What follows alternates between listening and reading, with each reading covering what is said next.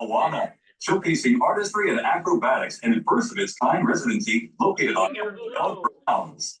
$10,480. You did everybody, I think. Yeah. Hold that up. $5,000 from the pound. With some quick here, Joe. $27,800. Let's do it. Thank you. That works. Right. Welcome to everybody here and everyone joining us via Zoom. We're glad everyone could be here. We've got a nice turnout tonight. We're looking forward to Gene's program. First, I'd like to recognize any visitors that we have with us tonight. And Mark, delegate for District 73, that's Chesterfield, and he's with us tonight. And thank you for your interest. Yeah. Thank you all for having me. I appreciate it. For the club and amateur radio. Absolutely. And George. Yeah. George is working with Mark. We're glad you could be here, interested in amateur radio too. Thank you so much. We're here to learn. License starts soon. Well, the tech's already started, but it's probably a sneaky in. We need to grab another chair for Mark. So, any other visitors tonight? Hey, Welcome. Your name, sir? John Spence. John Spence. And your license? Call sign? What is your call sign? KR4FWA. Okay. Is this your first time to the club? Yeah, Okay, great. Glad you're I here. haven't made contact with anybody on the radio. Okay, so you're new license. Okay, technician, general? Technician first. Okay, great. Almost ready for the job. All right. Congratulations. Yeah, Good, good. congratulations. You're in the right place. This is the school club. Yeah. So there'll be some classes coming up here shortly, very soon. So what I'd like to do is recognize everybody. We can start right here with your name, first name. Oh, another guest. Thank you for pointing that out. I'm Jason. I don't have a license yet. I just took the first class for technician on Tuesday. Okay, Jason, thank you. Great. Glad you could be here. Okay. So let's do recognize everybody's here, first name, call sign.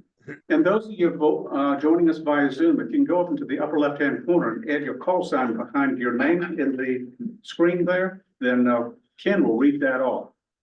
I'm Ryan, W50HE, and also a visitor. Ryan, glad to be here. I'm Doug, KK4LSC. John, KC4WT. Michael, KN4VA. Lauren, W4LEW. Rick, KA4OHM. Win, W4WIN. Mike K4RQ. Butch, K4ADV. David, KJ4LHB. Wayne, KK4JNN. Bruce, W4BRU. Rob, KC4NYK. John, KX4QC. I'm Daryl, WW4F. I'm Will, KR4CE, and I'm the secretary. I'm Ken, WB0L. And we jump to the back row. Dan, N4DOB. You want to skip over? Well, I already said mine. Okay. John, KR4FWA. Great. John, WB4NHX. Not yet licensed. I'm a classmate with Jason as a Okay, technician class. good. Emily, WB4EY. Nora, N4POZ. Kathleen, K5HTV. Bob, KG4ZIK. Ken, can you read those off? We have Robert, W4BNO, Patrick, K4PKB. We should remember that, Patrick, it's your initials. Lynn, KQ4YLD, David, KM4LPK. We have, I won't pronounce, iPad Word, But I was looking at one name, I was going, oh no. W4, UIE. Gene, K4GEN, David, KO4BEM, David. W4IIA, we have Art and Ginny. If you you have call signs you'd like to talk, unmute. W4TY. The W4TY. And we have one more, Tom, KGBIZ. You forgot one. Alex. Me, KN4QGQ, Alex, and technically I'm not here. So technically, Obviously. Sorry, Alex. Okay.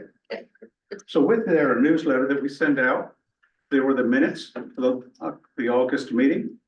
Are there any changes or corrections to the August minutes?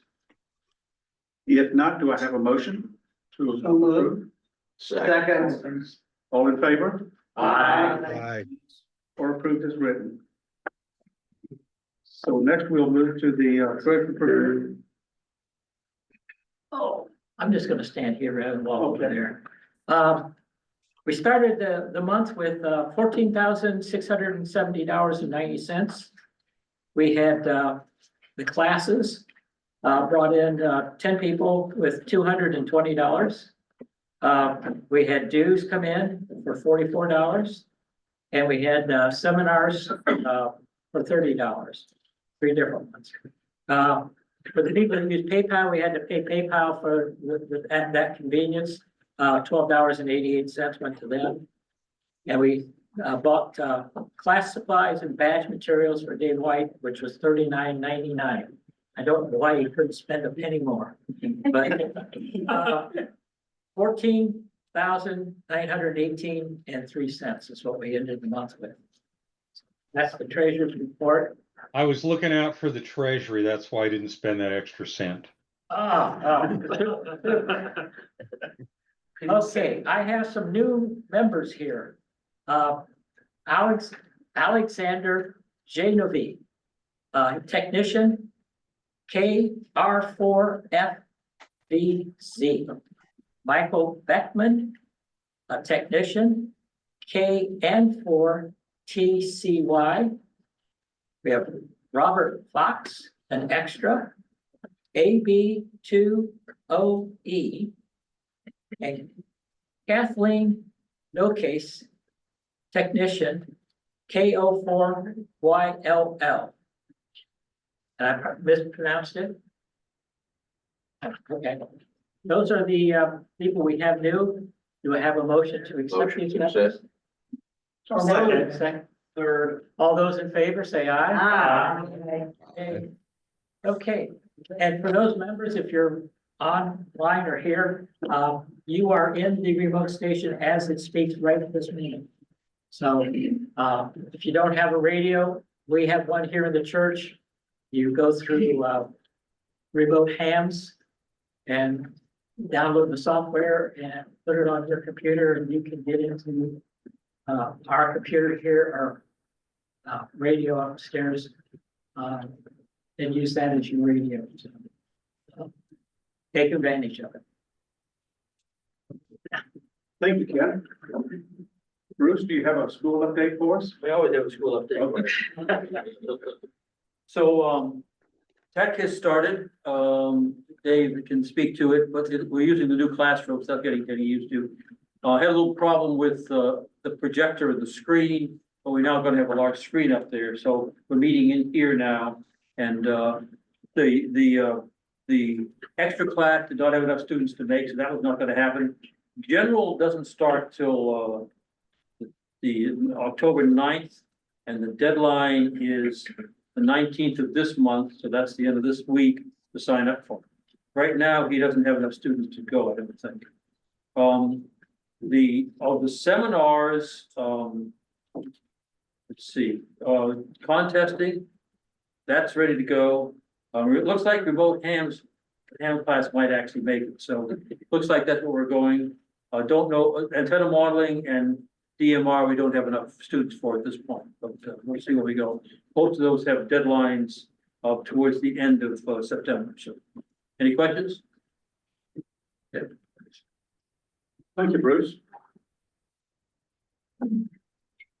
Anything to report on the D-Star repeater? I do have one thing to report. Okay. We're gonna try something, we're shooting for October the 15th, so most everybody has an analog, 2-meter or UHF radio, and some of you have D-Star, but our repeaters will do analog as well. So we're gonna have an FM analog night on the W4FJ repeaters at 8:30 after the D-Star net on October the 15th. So if you don't have a D-Star radio, you can still participate in the net. That'll be at 8:30 on, it's a Wednesday night, October the 15th. The frequency is the same, but it's 443.7125. We'll use the UHF repeater, and make sure you dial in 74.4, the subaudible tone for the Richmond area. And we'll do a little net, and we'll find out what kind of coverage we have on analog. We know what the coverage is on digital. That hadn't changed, but we wanted to encourage people that don't have a D-Star radio to participate in a net. We're not going to do this every week. There's enough nets that, you don't need another one, but we'll just do it for fun one time. Just one thing, turn around, and look at the TV, Okay? and you'll see the problem. Oh, You're well, too tall. too tall. Well, I'll sit down.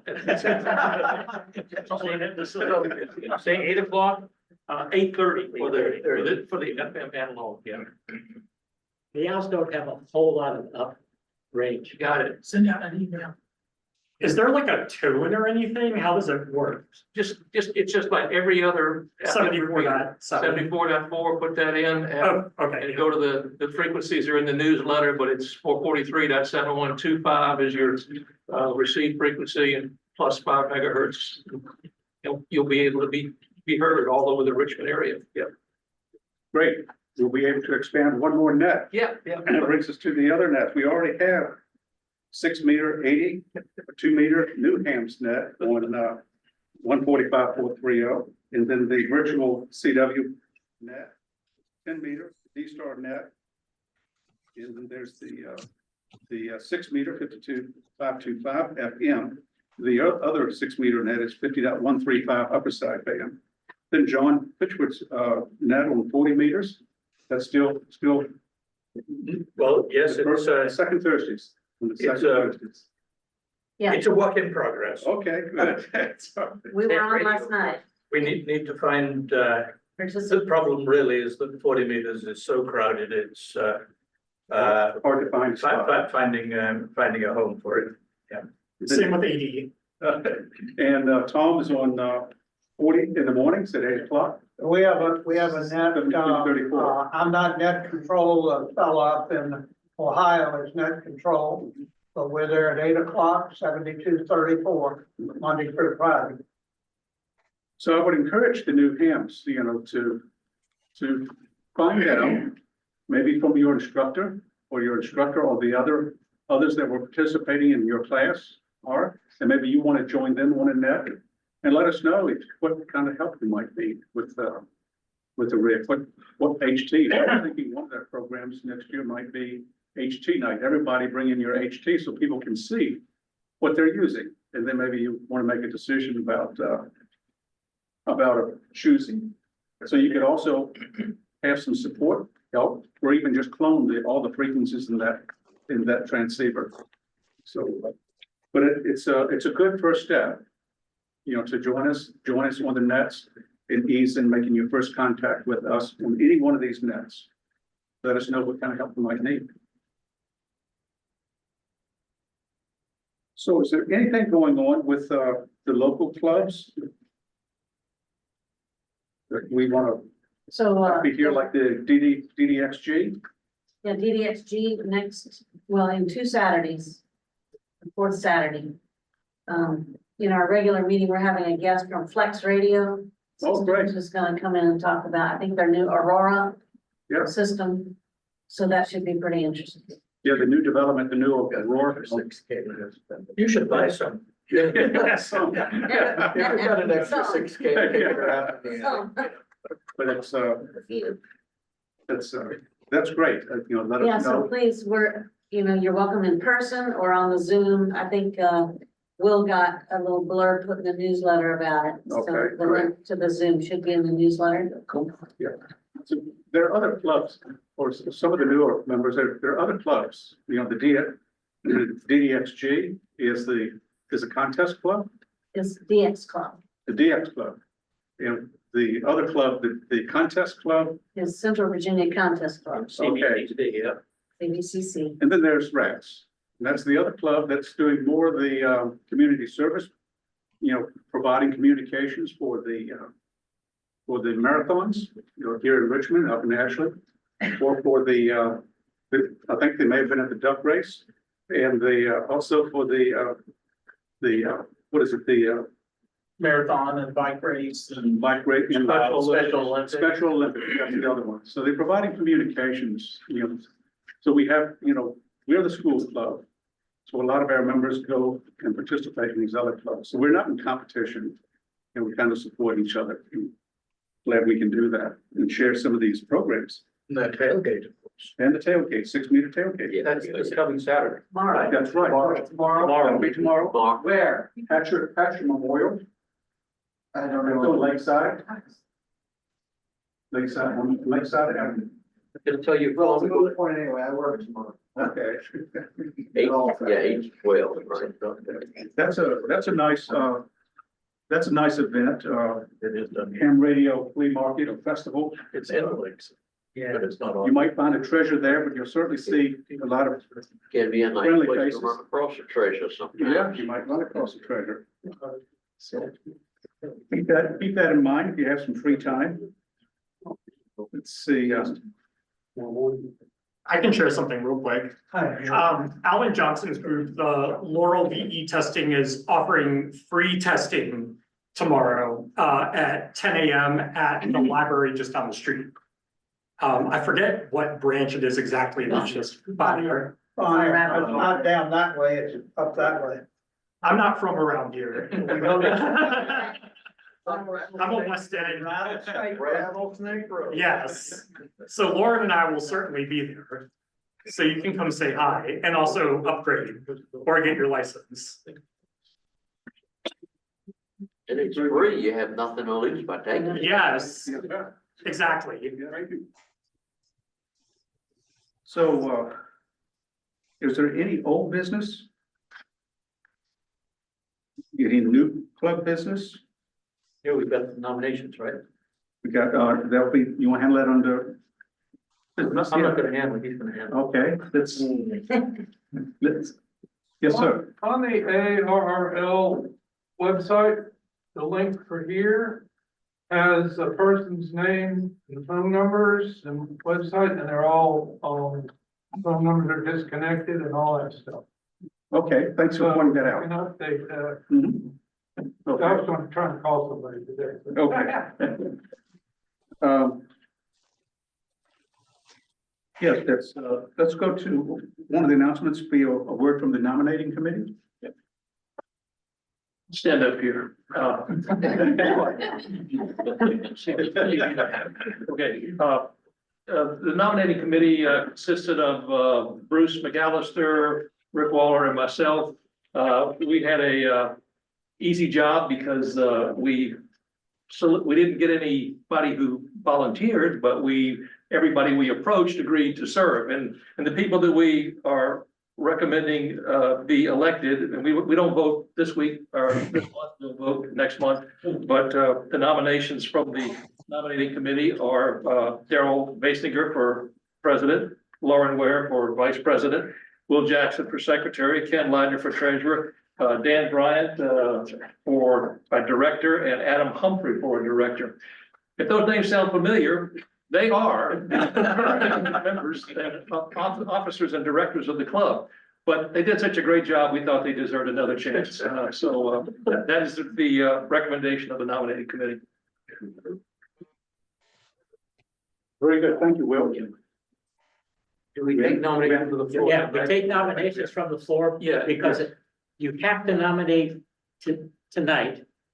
And then next month, we vote on people who have been nominated. You can't be nominated next month, so you have any self-nominations or somebody else that you would like to nominate? Now's your I'll be the chance. guy and I'll nominate myself for the position of the guy in the corner doing research. Okay. All right, Alex. That's all I'm able to do anyway. I like. I move the nominations before. Second. A motion to close the nominations. Okay. And there was a second, so. All in favor? Aye. Any opposed? Motion's carried. Thank you. So another announcement here are the badges. We want to produce these club badges. And what's unique about the badge is that we'll have our name, our call sign, the Richmond Amateur Radio Club, and the club's logo.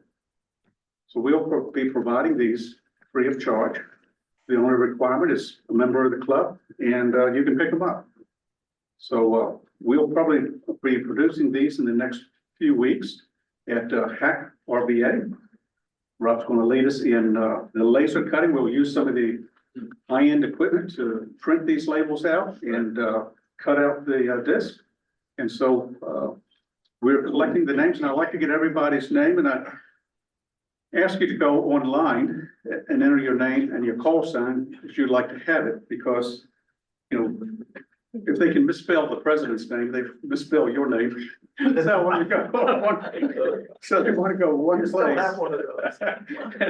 So we want to go one place, enter the call sign, so we'll have an accurate base, you know, for all the names, and we'll be able to print that. And so hopefully we won't make any mistakes. Try to be 100%. All the prototypes were correct. Yeah, they were. Oh, yours was not. Okay. So we we let don't it go need this. online where? To the, our club, website. Richmond Amateur Radio Club website, and there'll be a site right on the front end. Okay. That you can go, you'll go and they'll ask you to enter your name. Okay, got it. And I'll get that email automatically, so I'm collecting all of those. And I'll have and Ken is checking me, and we'll get all that taken together. So we'd like to do that by September 15th. MC instead of MC. So another item is, Tom needs some help. We need to move the cabinet. There's a storage cabinet in the fellowship hall or closet where we used to meet over there. Off of that fellowship hall, there's a closet. We need to come over here one day and unload that cabinet, get the cabinet moved to another classroom on this side, so to have a more convenient space to store the owls.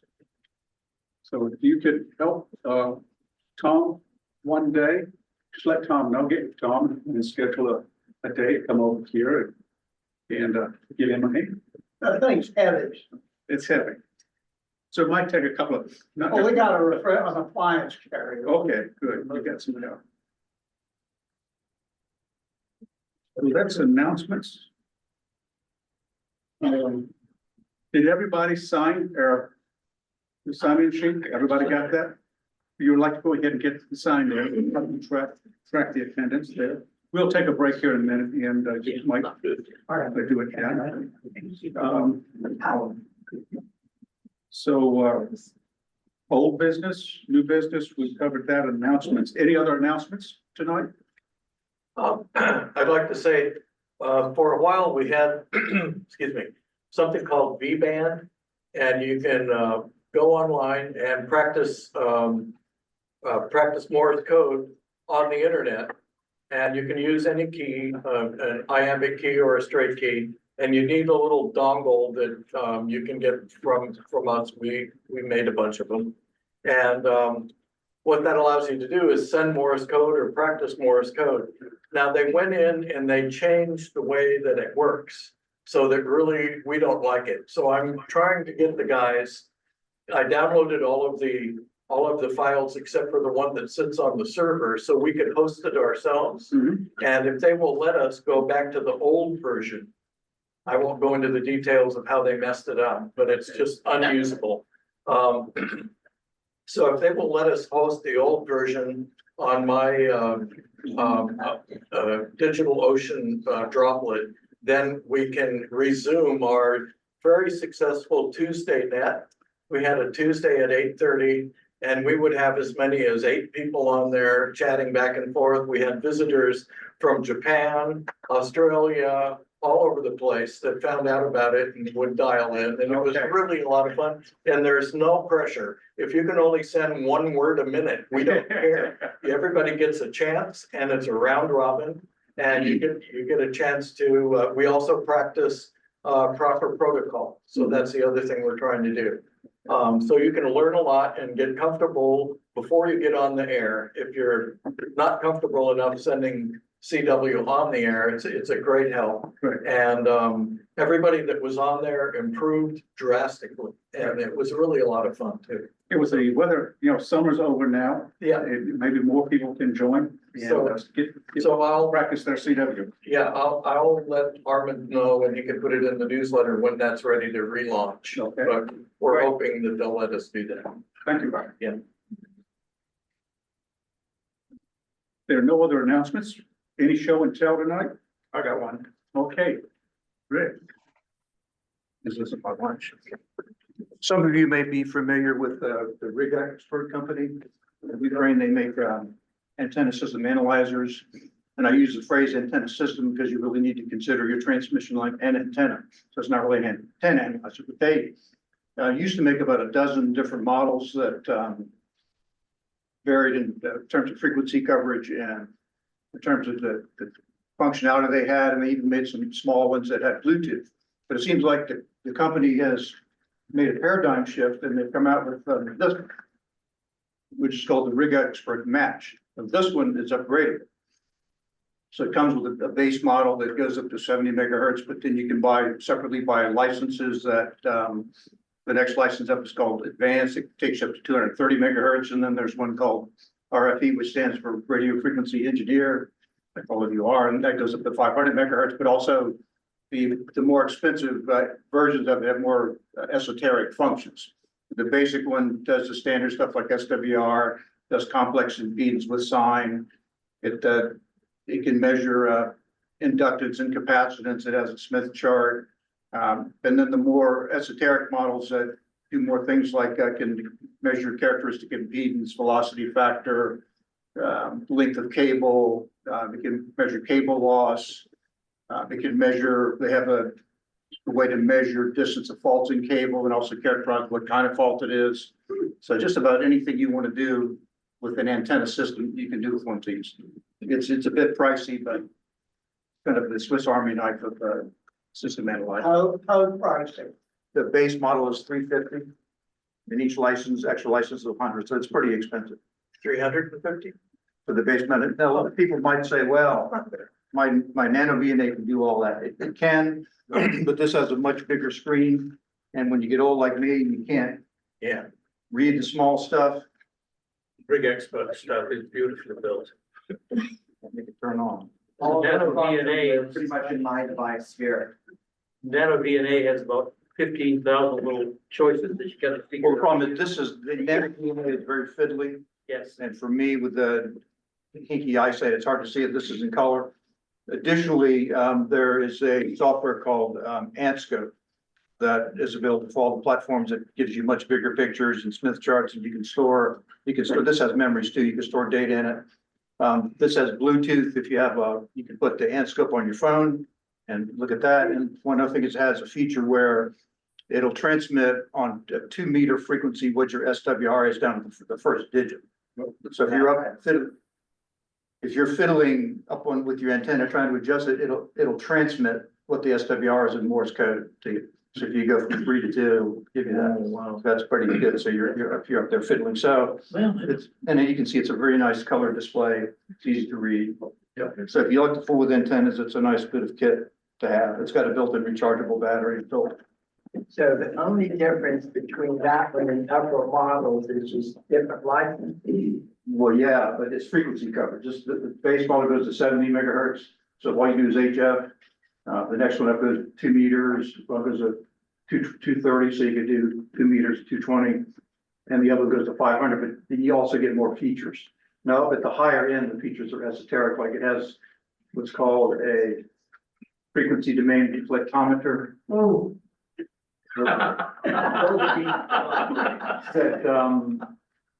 allowed you to measure cable faults. It uses what's called an inverse Fourier. That's a time domain word, like Thomas. What's that? TDR, time domain. It's not that. It's a different. This is frequency This domain. is. Yeah. This uses inverse Fourier That's transformation. a cable tester. Okay. Short answer, it's a coax seal cable tester. And should one also add, buy lots of them quickly, The Russian doesn't blow in the factory yet. because they do hail from Ukraine and It won't be a they've already taken one hit and got themselves back into business, and they're still very much in business. But they need the business. Yeah. I'm sure they do. Thank you, Rick. You're welcome. Any other show and tell tonight?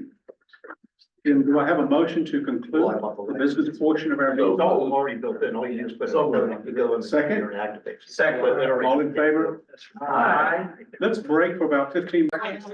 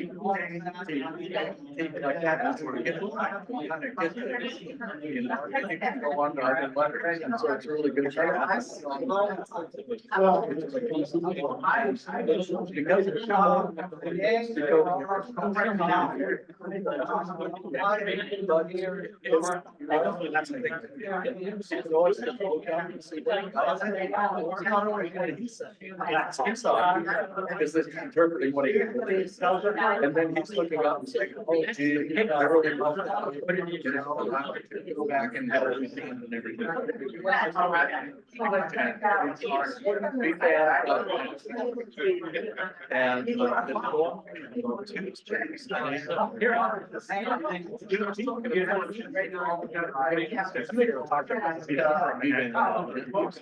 That's awesome.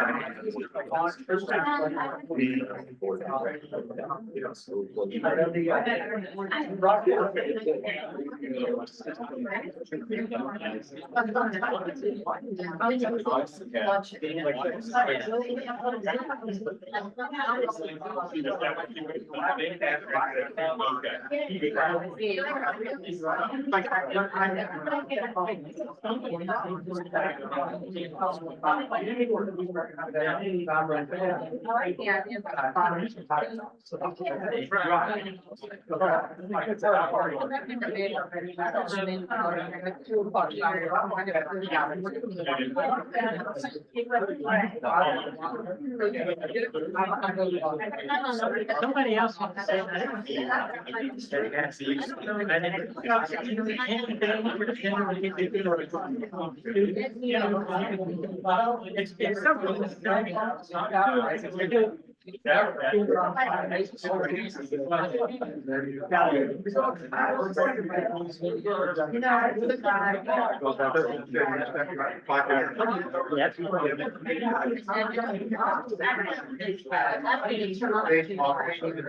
Yes.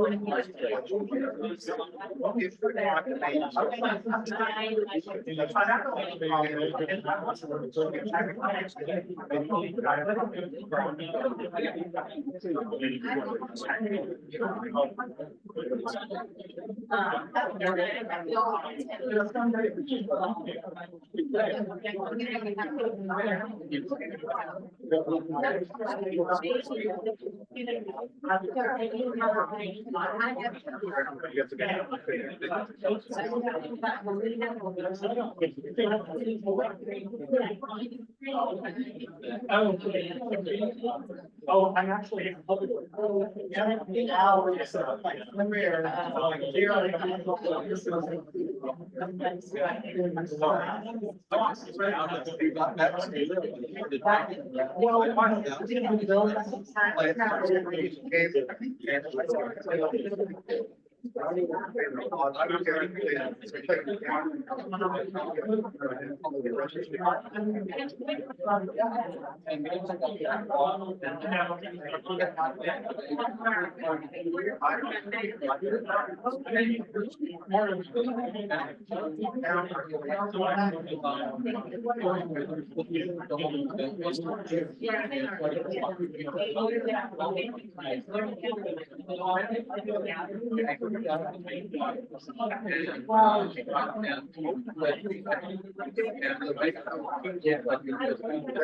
Taking products through Apple and I was doing the back.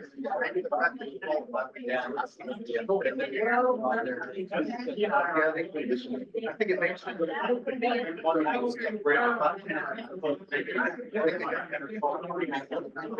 They have nothing goes in.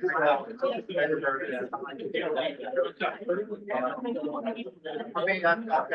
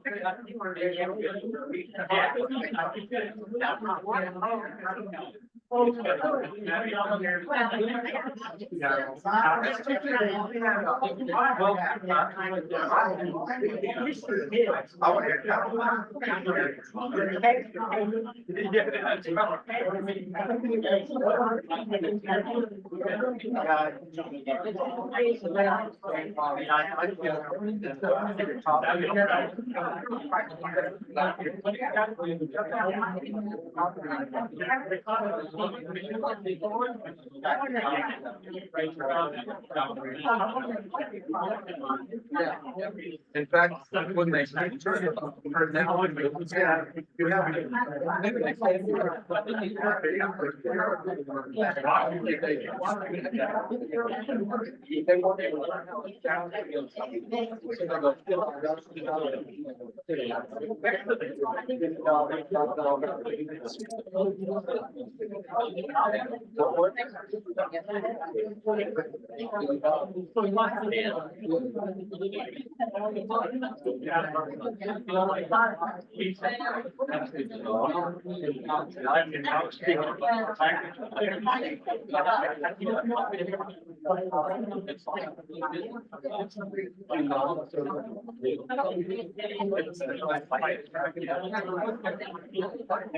I can't hear you.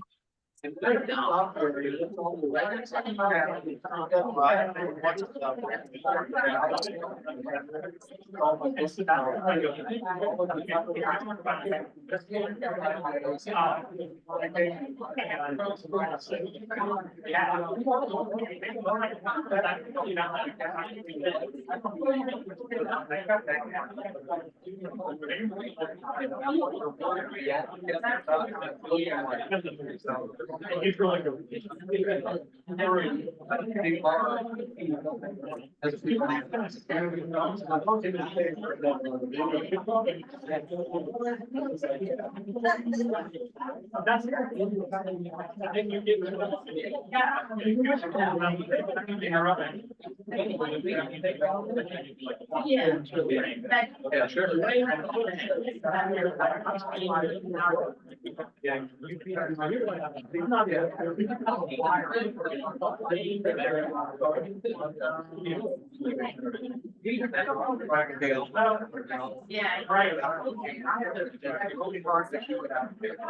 So the I think about the challenge, they give you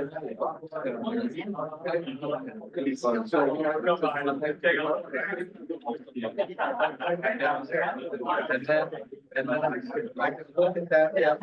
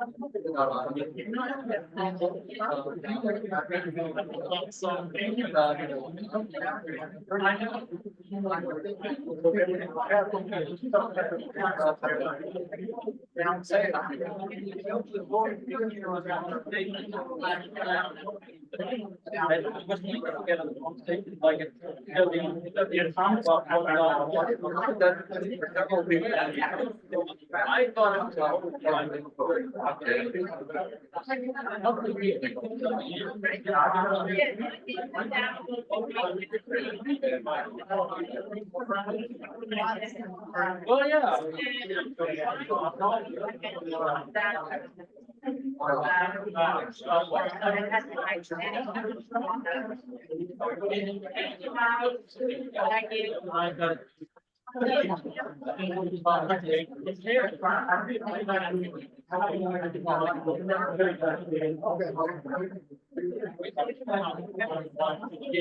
JB. Hello, JB.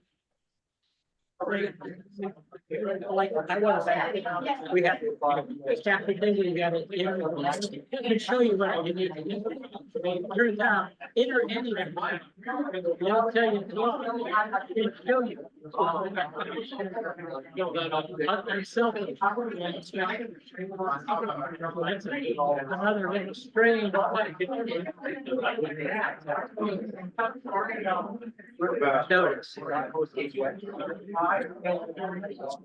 I guess we gotta get back together. Go ahead, the program.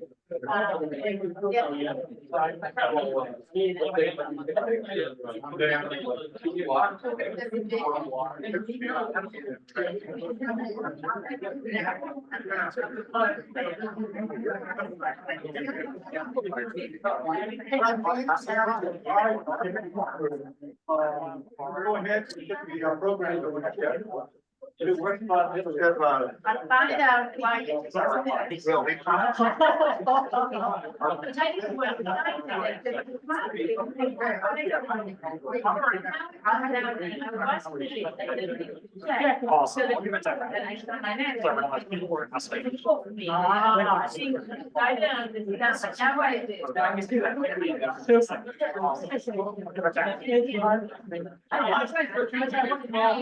out why.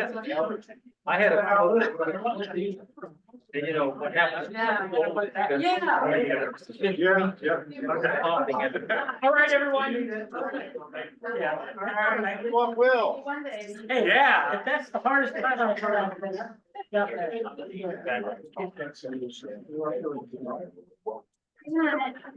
I'm sorry.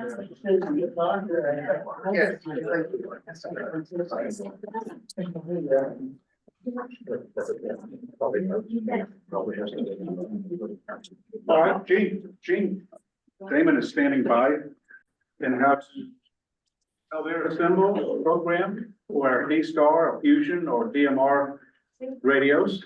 And so, are you there, Gene? Yep. Great, glad to have you in. So, we're going to turn it over to you.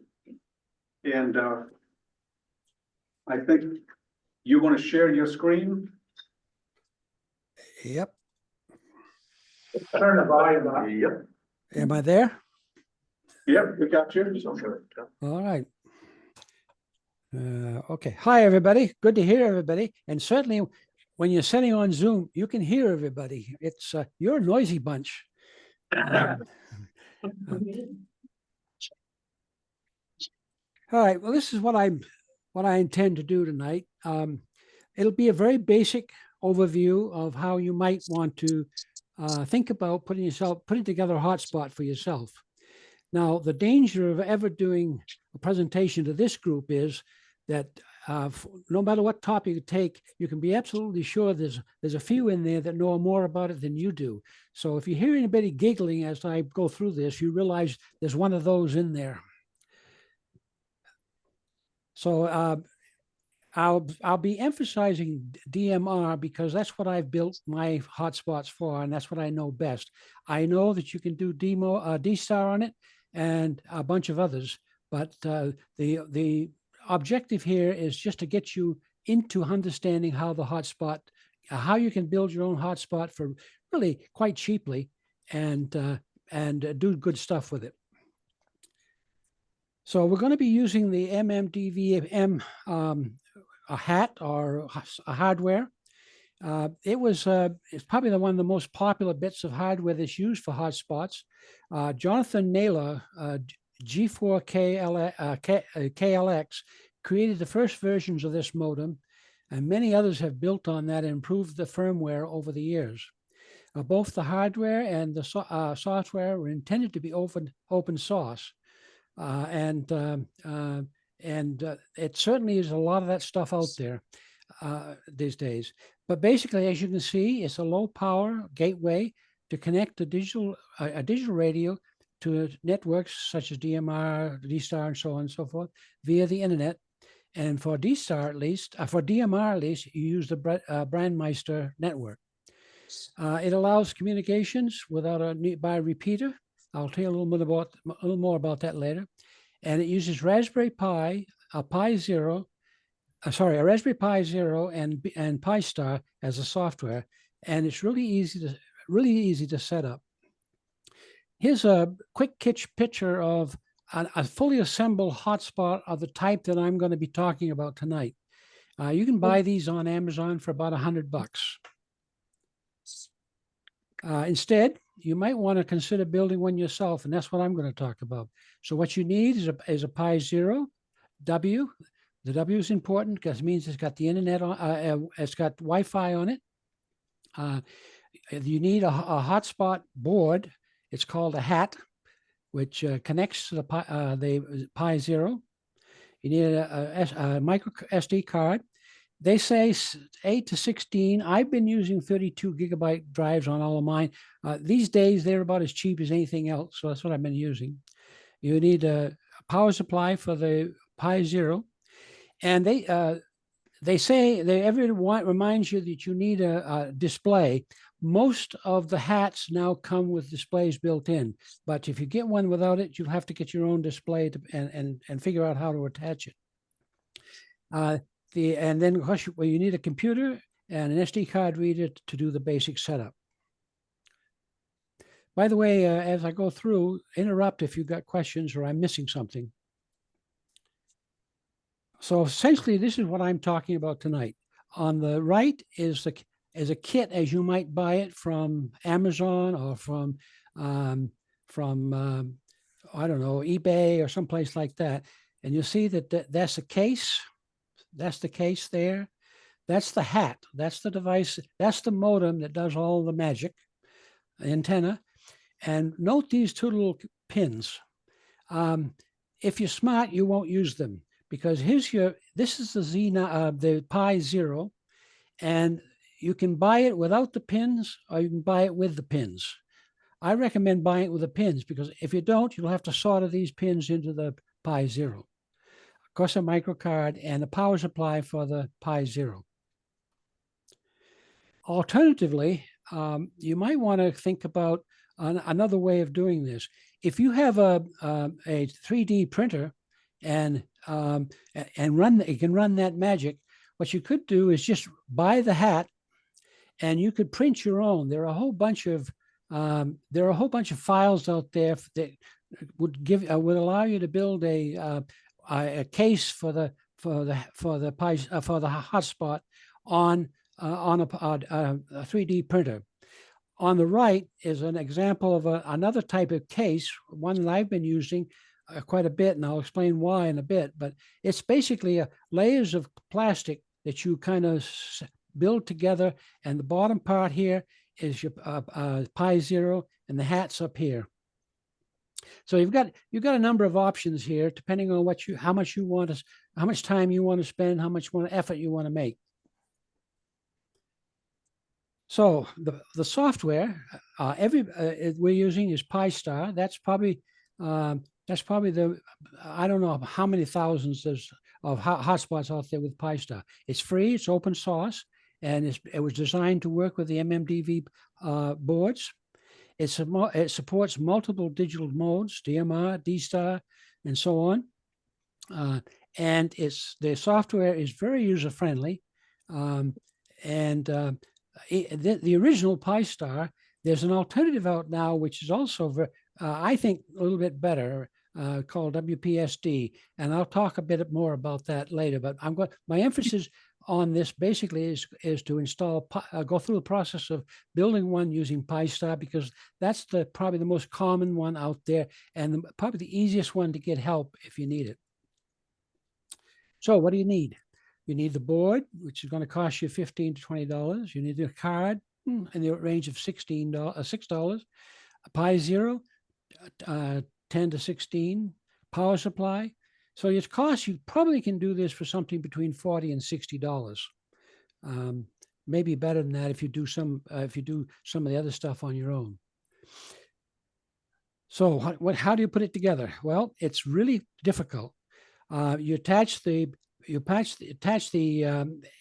MMDV board to the Pi Zero using the GPIO pins. And if you no soldering if you bought it with headers. You connect the antenna to the board. You insert the micro card into the Raspberry Pi. You place the whole thing into the case for protection. Aluminum, aluminum case is what you usually get. But as you said before, if you have a 3D printer, you could do that, and you're done, right? Well, no. You got to have some software. And probably this is probably going to be the longest part of this whole well, be the longest part of this presentation, but it'll also be the biggest part of the task when you build this. So the first thing you have to do is download the image. This is the PyStar.net web, and if you look on here, they've got a version for every type of Raspberry Pi that you might be using.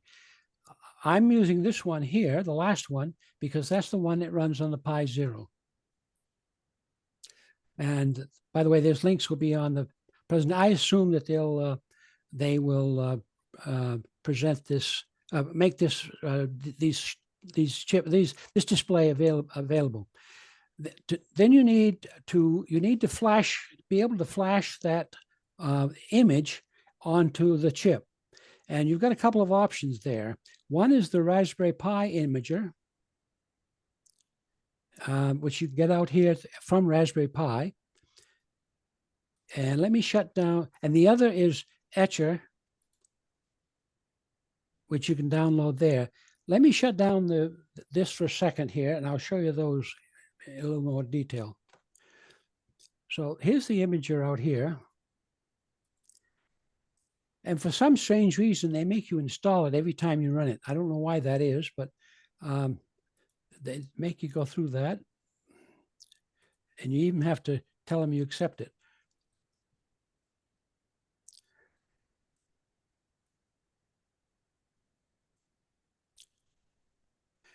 So this is the Raspberry Pi imager. You choose your device. So what are you going to be using as your Pi? Well, you're going to be using a Pi Zero. What are you going to be choosing for OS? Well, this thing was designed to be loading at Raspberry OSs. So you go way down to the bottom, and you use something called custom. And from here, you select the image you want to use. In this case, I'm using the PyStar, this version of the PyStar, which I downloaded earlier. I open it up, and then I got to choose my storage device, my SD card. And next, now I'm running this whole thing because I want you to see this. There's an option here where you can go in and you can actually add some information that's going to be included in the operating system when you build it. One of the things it'll let you do, it'll let you put your network information, the network ID and password. However, for PyStar, don't use it because it creates a file which is incompatible with PyStar, and it doesn't work. How do I know that? Because I've tried it many, many times and it's failed. I can't make it work. I think most of you probably have used Etcher at one point or another. It's same basic layout, very, very, very straightforward. And away you go.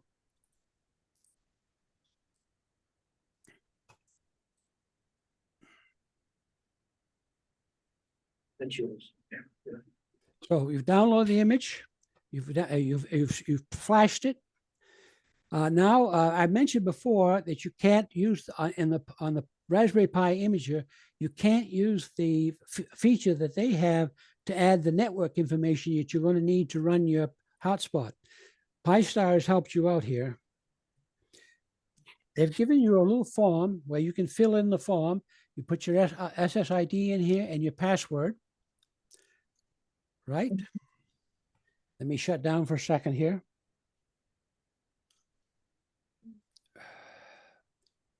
And it creates this little file. All right. You put your SSID and so on and so forth. That little form created this file.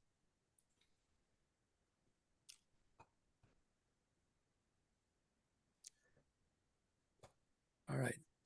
So with the form, what you're going to do is you're going to copy that form and put it into the image that you flashed already. Quit again here for a bit. This will, hope I can get this right here. Blah, blah, blah, blah.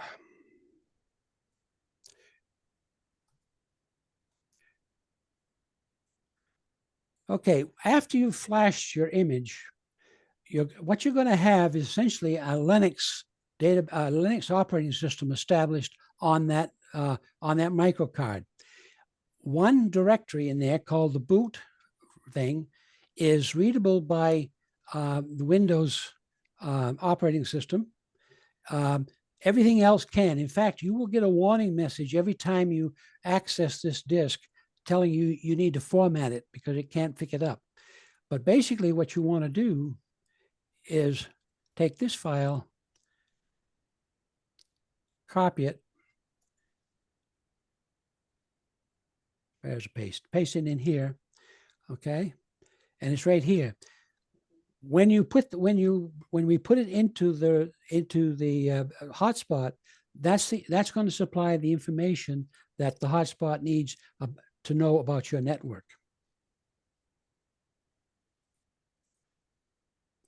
So we've downloaded it, we've flashed it, and we've installed the chip in the thing. By the way, I meant to do this. I don't know if you can see this on the screen or not, but here's the unit that I built for this demo. Okay. And it's running right now. And I'm running it off this little battery pack. And I'll talk about that in a minute. Okay, so we've got our chip created. So we're ready now to think about putting the software in there. So what we need to do is we need to power up the hotspot with that basic load. And we're going to log in. It'll default to this login, Pi-Star Raspberry. And then you'll be prompted to complete the configuration. I'm going to flip back and forth between the actual hotspot and the slide presentation just to talk about the software itself. There are basically 4 sections to the software. General settings. Well, we'll get to them as we get them. There's about 4 sections. I'm going to be talking basically about DMR.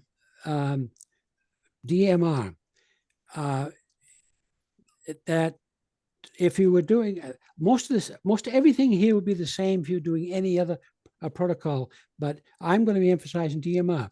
Now, if you don't know anything about DMR, and I suspect many of you don't, I'm sure there's a class out there. In fact, I think I had Bruce mention there's a class out there where you can learn all about it. But just to give you some general information that we'll need when we talk about the configuration, you'll need a radio ID. Each DMR radio has a unique ID, a number that is assigned by the radio ID net. Brandmeister is the network that your hotspot will connect to over the internet. It links you to the various talk groups, repeaters, and things all over the world. This allows this hotspot to work just as our local DMR repeaters work to connect to others in the world.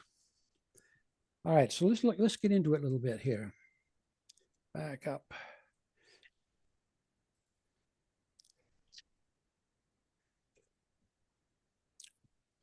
Okay, this is what you're going to see when you first fire up your hotspot after you flash the chip, install the chip, and plugged in the power. And it's then going to ask me to sign in. Hopefully. Okay, now we're in the configuration mode. As you see, it's pretty straightforward. If you go through it, call sign, yeah, you know what the call sign is. Radio frequency, for DMR, and I think for all these things, it has to tell you what frequency your radio is going to be using to talk to the hotspot. Latitude, longitude, location, so on and so forth. URL, took me a while to figure out what this is. This is really a link to QRZ if you want Pi-Star to automatically link to whoever you're talking to. Show their QRZ profile. Where are you living? You know, fill it in. It's always private. These are always there. And I've select DMR here. Sorry, MMDV host is what I'm using. And notice it hasn't allowed me anywhere at this point to tell them I want to run DMR. I've put that in there because that's common to everything, but it hasn't asked me yet to configure DMR. What I have to do is I have to click this magic button, and this is the painful part of this whole thing. This takes forever, and no question about it. So I'm going to go back. I'm going to try to go back to my slide and go back. Go to the next slide here. The next thing we're going to talk about is all the host settings, which I can't see right now because I had to do that apply and have to wait for the whole thing to update. And as I said, it takes forever. Whoop, it's back. Okay, we lucked out. No, we didn't. It didn't come back. Why didn't it come back? Oh, okay, sorry. It did come back. All right. Here's the host setting, MMDV host settings. All right. This is where I tell it I'm going to run DMR, and it's going to tell me what display type. It's almost always a type 3. And the next time, okay. And let's see. All these things, the speeds and all that stuff will be defaulted. All right, let's go back to the slide here.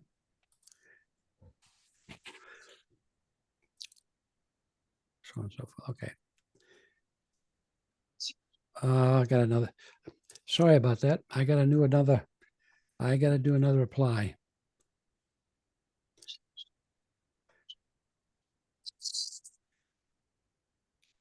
All right, I'm going to skip that. It takes forever.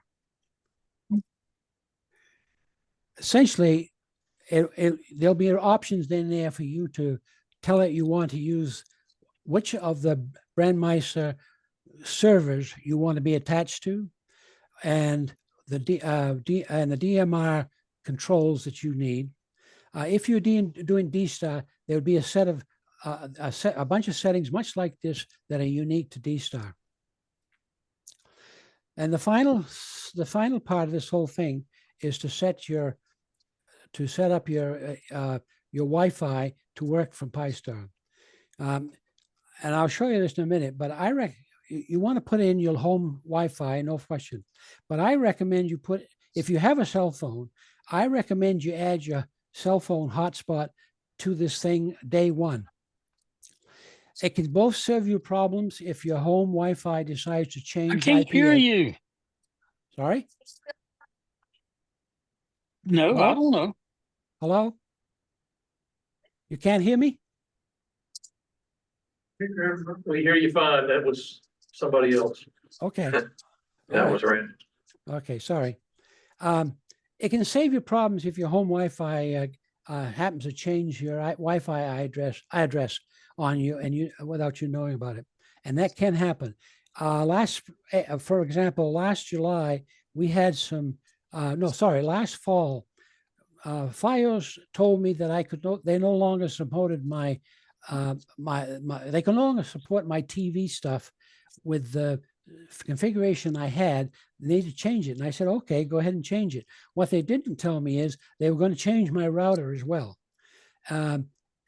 As a result, I lost all my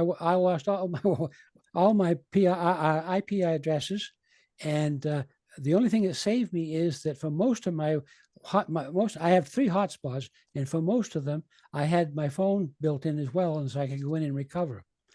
Also, makes it really handy because of what I showed you before, with the little portable battery pack. You can take this anywhere, and that battery pack will power that hotspot for well over a day. So if you're traveling in the car somewhere and you want to use DMR or D-Star or whatever, that hotspot will work just fine. Okay, I changed my mind as I went through this. I was going to connect to the hotspot at the end instead of the beginning, but I did. Okay, and I want to touch on the configuration of the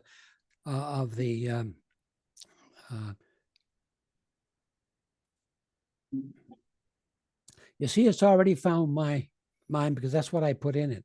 But if I wanted to add some more, I'd just say it to ask it to scan, and it would look around for any others. And adding them is just a matter of clicking the stuff in here, and making sure you do the apply change every time. So, oh yeah, yeah,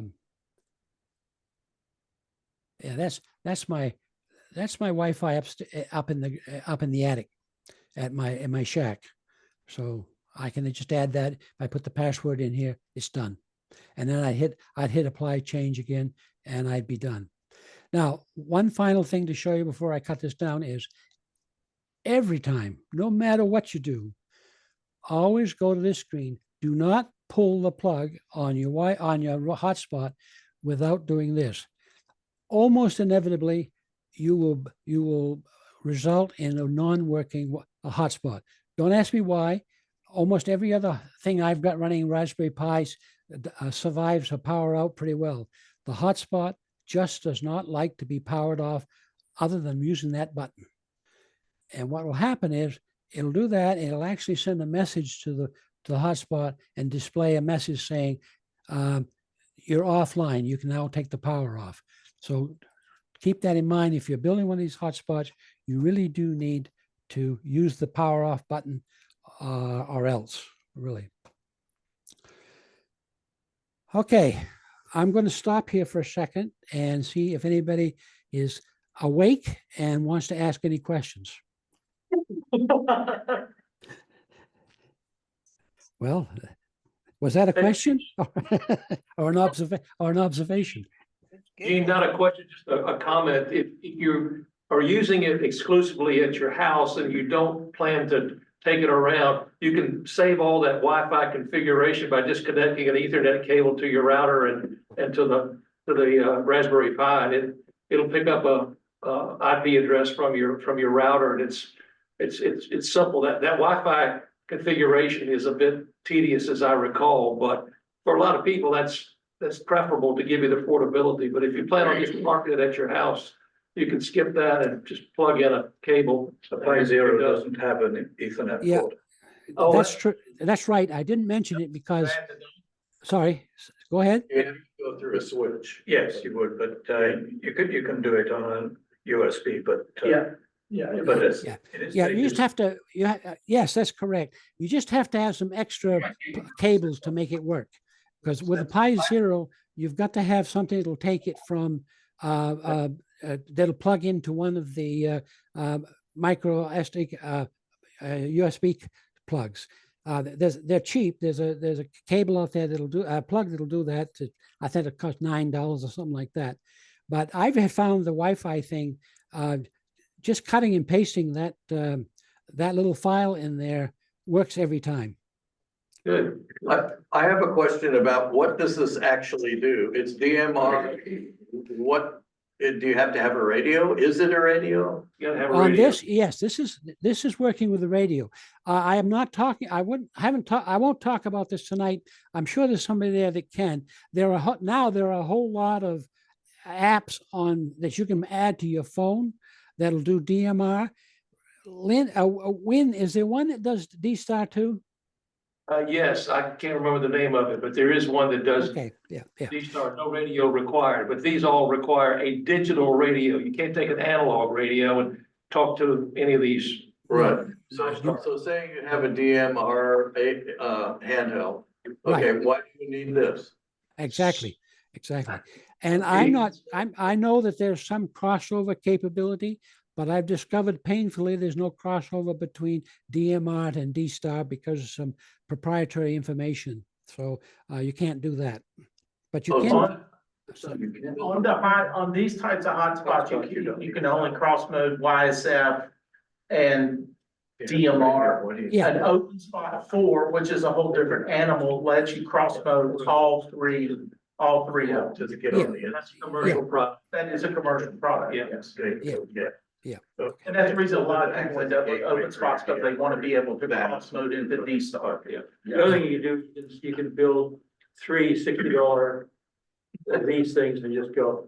Or you could One have, for each mode. have one of those which will do all 3 modes plus, and that works rather like a little dongle for your computer, uses the computer sound, no radio required. Yeah. So next time you join the D-Star net or DMR or whatever, one of the first things everybody trying to be nice says to you, and what rig is it?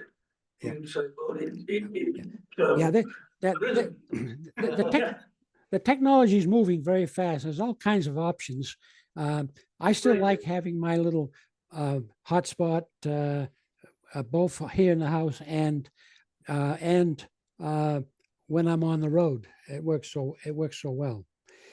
Well, okay, so this go ahead. allows your radio to get on the internet as a gateway and get on Echolink or something like that. Well, it allows you to connect to all of the digital reflectors and some cases directly to a repeater if you know how to configure on the internet. Yeah. Right. So if you're in your car and you're not in range of any, let's say a D-Star repeater, you can use your D-Star radio with your hotspot and you can connect to a repeater in California or England or whatever. I gotcha. Okay. Talk all over the place. Just like you can get on the internet with your cell phone through LTE and all that. I gotcha. Okay. Or I have the Baofan version of the DMR radio. Mr. Grant here likes D-Star a lot. I can switch my radio to D-Star through the hotspot. Gotcha. Okay. All right. I've got one question for you. You said you have to use the red button to power it off. What happens if you have a power outage? Do I have to redo the whole thing or? It might survive. That's the only thing I can say. I've decided to put all my hotspots when I've got around the house. I've got them on what do you call it? A power. Sorry. Yeah, I've got it on backup power. Okay, because I've just lost my hotspot too many times with power. Where I live in an area where we have power outages all too often.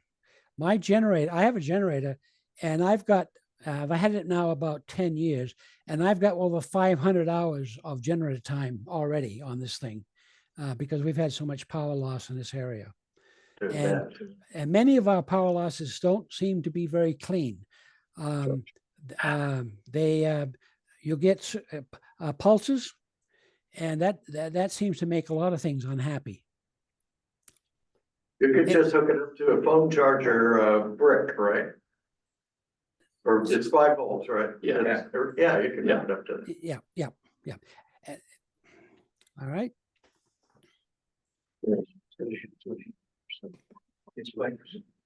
Anything else?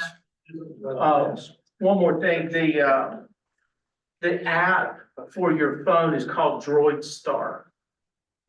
So actually. Yes. And it works very well. There's a new app called Doozy, I understand. I haven't. Doozy still requires a radio. It does require a radio. Yeah, so like the T70, the DH75 will, through Bluetooth, will go straight to Doozy. Okay. And Doozy only works with the DH75. Oh, really? Yeah. Okay. At this 74 to 75. But Blue DB will work with other devices like an AMD server or that type of thing, so you don't have to have a radio. Blue TV does, practically the lot. Yeah, And, it does a nice job. what's the name of the hat again? If you have a whole drawer full of Raspberry Pi zero Ws, what's the name of the hat product with the dongle? MMDBM. The what? Yeah. MMDDM? I can't see it. Yeah. Right. Yeah, just go on Amazon or eBay and just type in hotspot and the radio hotspot. You'll come up with a gazillion of them. Okay. Cool. All right. Any more? Okay. Let me talk about an alternative to Pi-Star called WPSD, and you can see what the authors decided that WPSD stands for. What happened basically, these guys got very unhappy with the development that was going on with Pi-Star. They didn't think it was moving in the right direction, so they decided to do their own thing. So we're looking, what I'm talking about with WPSD, I'm looking at something that's diverged from the old Pi-Star into a new product. It's still basically Pi-Star in a lot of ways. They've just improved it a lot. At least I think they have. Some observations about it though: it's a bit bigger piece of software, and as a result, it uses more power. It works pretty well if you move it to a Pi Zero version 2, which is a little more expensive. And I say pretty well. If you look on the websites, they often talk about putting the WPS head on a Pi, one of the other bigger Pis, a 4 or a 3 or something like that. Because it uses more power, the Pi Zero runs hotter. I haven't tested this. I'm not about to test it, but I've got a sneaking suspicion that if I were to put this Pi Zero 2 running WPSD into a metal case like I just showed you, it probably would get overheat. I've been watching it on my other hotspot where I've used that plastic case that I showed earlier, and the temperature gets up there pretty well. And that plastic case has a whole lot of airspace in it, and it would be a lot cooler to run than the case. But I guess you pay as you penny and takes your chances. So what is this thing? Well, the same with Pi-Star. You go somewhere and you pick up the image. The most recent image, by the way, is running on a Bookworm. So there's some changes they've made recently, which I think are pretty good. You're going to image it just as you did the other one, either using the Pi imager or not.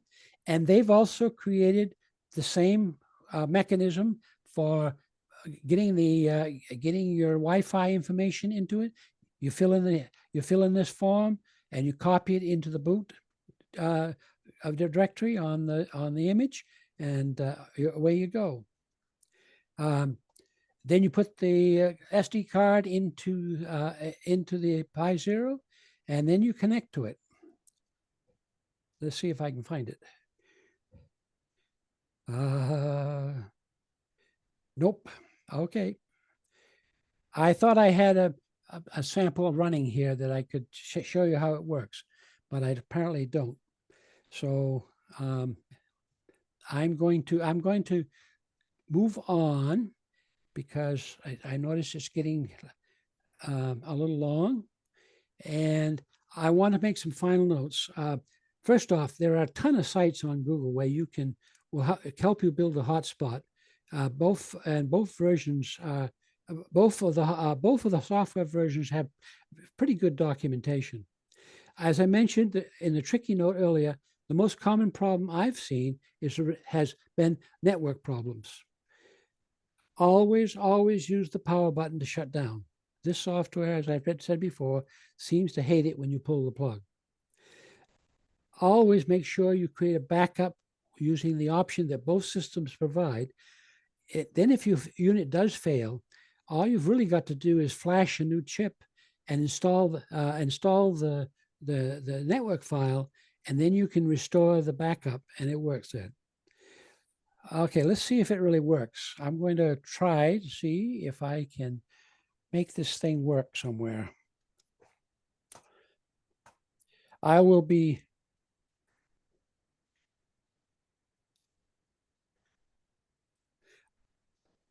okay. This is the WPSD dashboard. If I go to the configuration, you saw the Pi-Star configuration earlier. And you see it's very much the same as Pi-Star, except I think it's a little cleaner in the way it's laid out and the way it builds itself. I find I don't have to hit the apply settings buttons quite so often. The power button is the same. And I think the dashboard is much, much cleaner. I don't know what my others might think, but I think it's much, much cleaner. And if you stand by a minute, I've got my DMR radio here. Let's see what's going on.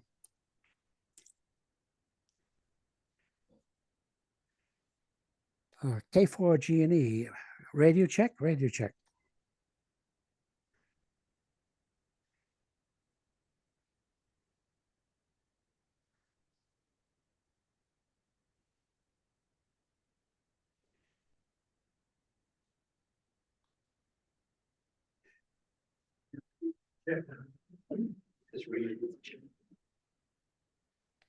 W2AUS, are you there, Ray?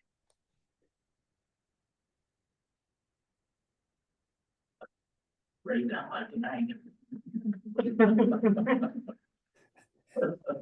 I'll see you. Ray doesn't want to talk to me today. I had asked a couple of people to hang around tonight because there's a net at 10 o'clock that everybody's pretty much on. And I asked somebody to hang around because I wanted to show this thing actually does work. But I got a feeling that we're not going to see it here. K4G&E, radio check.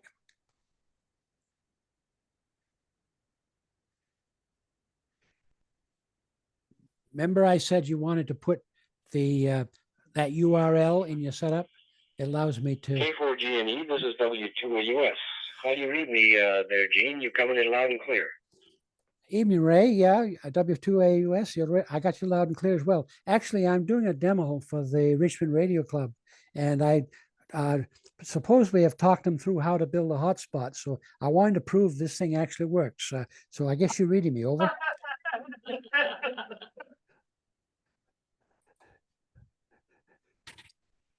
Roger, Gene. Glad it worked out for you and that you were able to successfully complete this whole project. Excellent idea, by the way. Yes, so it's working perfectly. You're connecting to this talk group and you're on Brandmeister. So that is a success all the way around. So this is W2AUS. Back to you, Gene. W2AS, K4G&E. Thanks, Ray. Talk to you later on the net. K4G&E, clear. Okay, folks. Is that proof enough that it works? Roger, Gene. W2AUS, clear. Questions? Comments? Criticisms? Gene, if you would send to me, Ken Leidner, a copy of the foils, I'll post them up on our website for everybody. Okay, all right. And if anybody's got questions, I'm on QRZ, and that's my email address with a small g at the beginning, not a big G. I have a question. Go ahead. Is it recommended to upgrade from Pi-Star to WPSD? I wouldn't use the term recommended. I would, first off, I don't think it'll work very well on the old Pi Zero. you definitely will need the Pi 02. So if you've got a hotspot already and it's on the old Pi 0, I think you might have a problem because it just doesn't have the processing power that WPS is using. I was thinking about the migrating because I believe the Pi-Star then they will phase out or they will drop off the support from Pi-Star.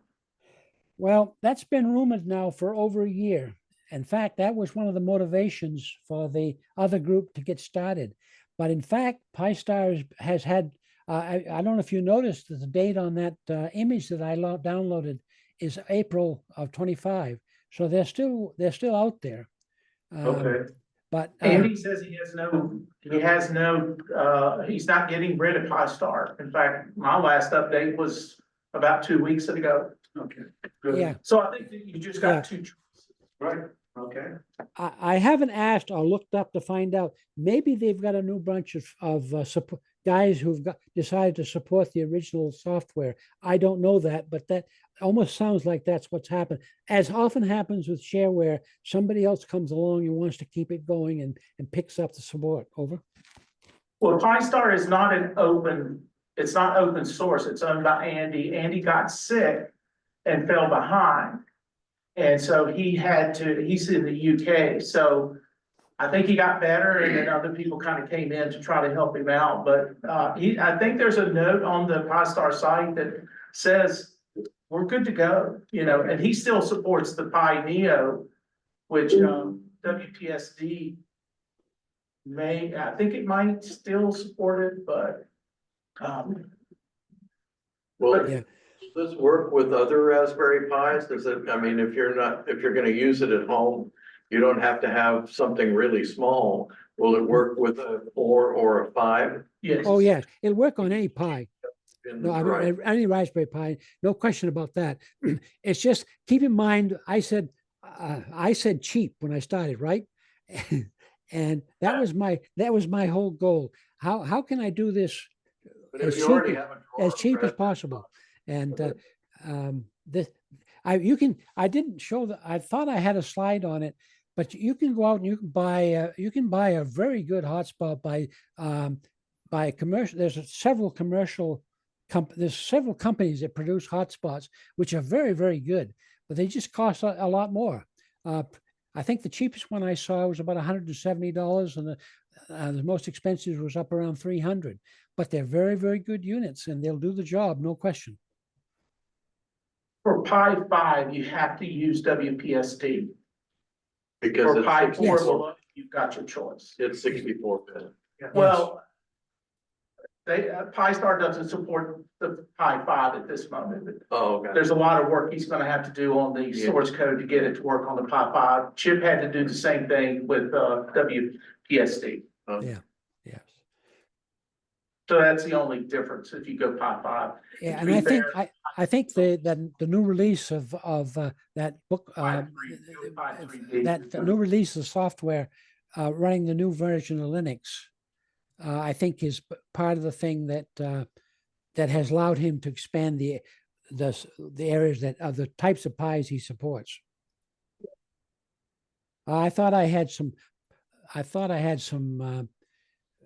costs on some of the alternatives to the MMDVM hotspot, but you'll find them out there. And as I said, they're a little more expensive. But if that's not the issue for you, hey, you go with the top end brand. As I said, any more questions? If you don't have a DMR radio, what's the best one to get? Well, somebody mentioned they had the Bofang. Baofeng DM1701, in my opinion, is the way to roll. It's the cheapest, and I haven't bought one yet, but everybody says it's very good. There's another one that just came out recently that is about $160, $170 that looks very good as well.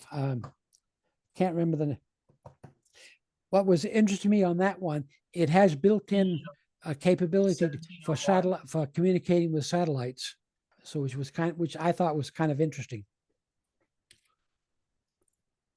Yeah, I mean, AliExpress, you can get a Balcony DM1701 for $46. Yep, yep. And Amazon has them every day for around $69 to $71. So, Okay. Yeah. make sure you get it with the cable. Yep. Yes. You want a programming cable. Oh, yeah. Yeah, Otherwise, you buy it and it costs you $12, where you could have gotten it with the radio for not much more. And chirp, right? No. Does No. not use chirp. Oh, okay. No DMR or D-Star radio will use chirp. Oh, Yeah. good. Code plugs from the rest. Yeah, yep. Yeah, I wrote the code plug for RATs. Yeah, I learned that one the hard way. Yep. Yeah, I've had this Anytone. I've had this Anytone now for ever since I got my license, and it's been a wonderful radio and works very well. But I'm thinking I should try the Baofeng and see what happens. Yeah, you won't be disappointed. It's great audio. It feels like a radio for $40. You know, that's my entry level suggestion. All right, so just add that to this speech then, since I said on the cheap, get a DMR radio by Baofeng and you get the cheap set. Yeah. Other questions? Well, I didn't hear any giggles back there. Somebody must have covered their mouth.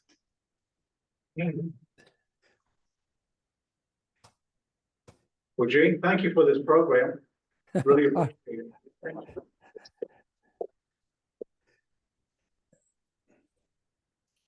Very informative. Thank you. All right. Well, you survived it. That's good. Well, thank everybody for coming out tonight.